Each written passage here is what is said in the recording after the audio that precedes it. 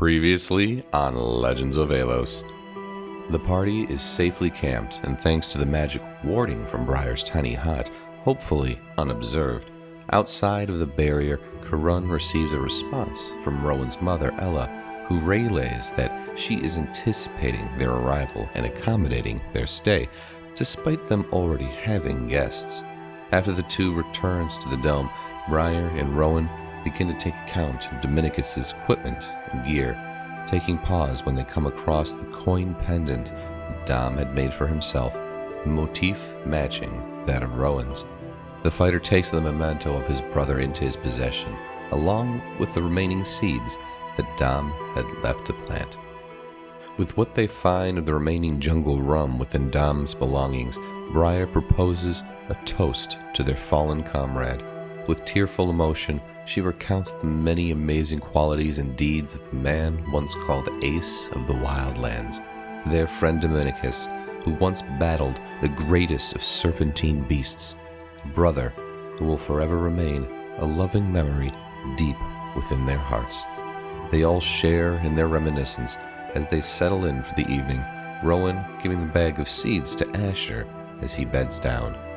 Before doing so himself, Asher heads outside of the dome, finds a quaint spot to plant a seed, which he proceeds to germinate. He meditates for a moment, his mind still a series of rushing, fragmented visions. He can feel the presence of his deity, though only as if she were worlds away. He brushes it and himself off as he stands and returns to the protective canopy. He passes Briar as he does, who has started to sketch the grizzled visage of their comrade, his likeness still a fresh and prominent image in her mind. She and Karun take watch for the evening, and as those awake and asleep both tend to their emotional wounds, time passes and morning comes without event. That is, until the morning, as Rowan awakens Bree, a very familiar, if unwelcome, voice is heard from a far edge of the dome, as the trickster raven's presence is noted. It offers a half-hearted expression of condolences towards the party's loss before coming to the nature of its visit, obviously relating to the chalice, but focusing more intently on the fact that the party actually has it in their possession, and he would like very much for them to destroy it. The diminutive green-hued creature then proceeds to introduce itself to Aurelia after taking notice of the new face and absolutely wanting her to be privy to the nature of its business there. The group takes the opportunity during its elucidative state to verify some of the information that was revealed by Kazrak from the tomes he perused. The smallest third of the ravens confirms that they are a deity, along with them being a fragment of what was once a whole. There is further confirmation that the ancient raven, prior to its splintering, had battled against another sinister, powerful deity before it was sealed away, thanks to the efforts of the raven and the ancient Naramine both. Surprisingly, further questioning leads to allusions of a particular ritual, a certain spell, and the quaffing of a particular contents from its bowl that could lead to the reunification of the three, though it will not be so foolish as to relinquish specificity before it departs, at Briar's behest. Aurelia voices her opinion of the being after it departs, to which the party confirmed that, along with another being of similar disposition, though the third does want unification, as far as they can tell, still, they decide to weigh and consider their options. Considering Aurelia intends on heading north towards her homelands, she inquires if it would be all right for her to accompany the party, to which they exclaim they already anticipated that, if not even expected her to be with them on their travels northbound. There are very few amongst the Temple of Light that the party currently would give the remotest of consideration towards, let alone trust, and Aurelia is firmly amongst them. As they set out, she exclaims that she looks forward to hearing more stories about Dom and themselves, to which Martizan eagerly proceeds to tell the tale of the first time that Dominicus had perished, at his own exacerbation, no less, and they speak of their tales thus far, from the Calliope Isle and beyond. They travel till nightfall, finding good concealment for a camp not far south from Branbridge. Asher conceals them physically as Briar protects from Arcana. Asher communicates with Coria's amulet, while Briar receives comfort from sendings to her parents.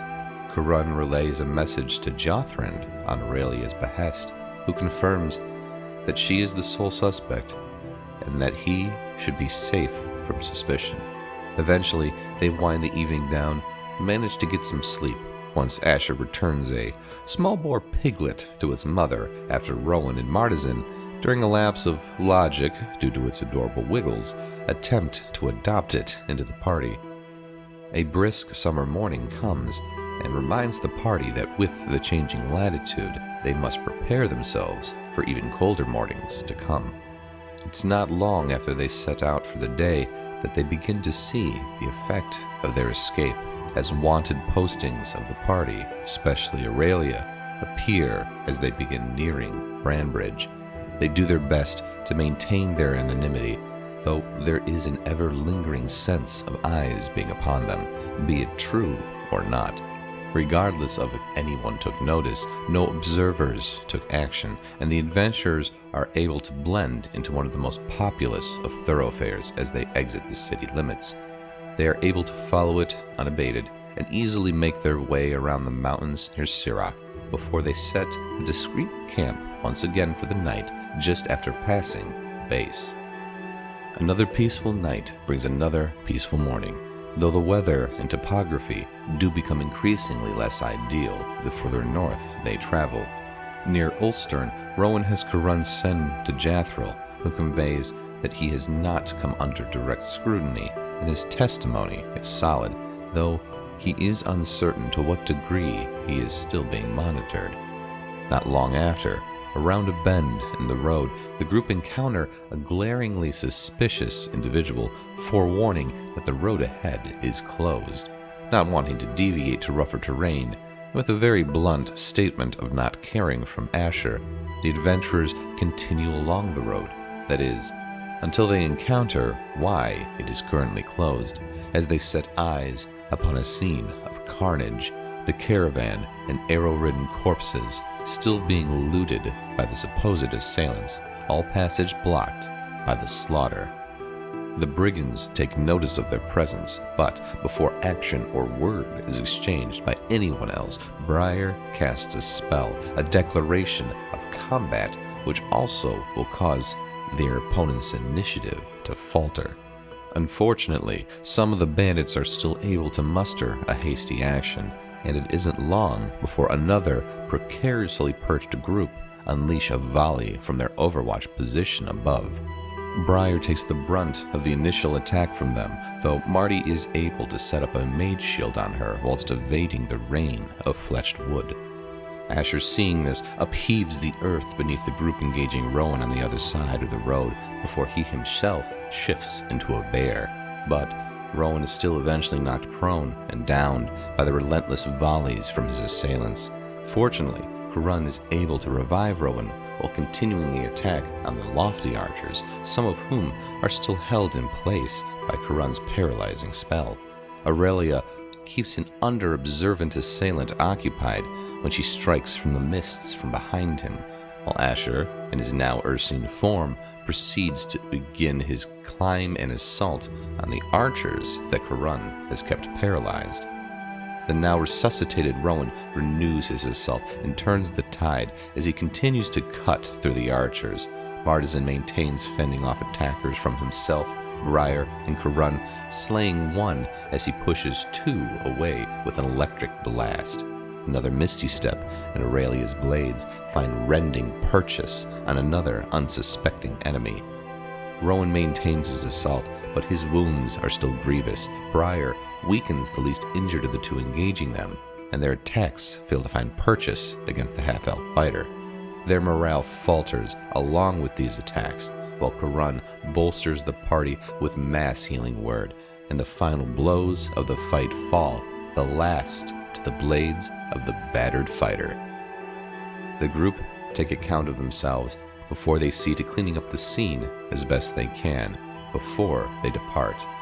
they continue along the route. Their ultimate destination, Herondine, lies just beyond the conifer forest, as flakes of white snow begin drifting downwards to meet the earth, all too familiar to Rowan. And it's from here we shall continue the story of the Legends of Aelos.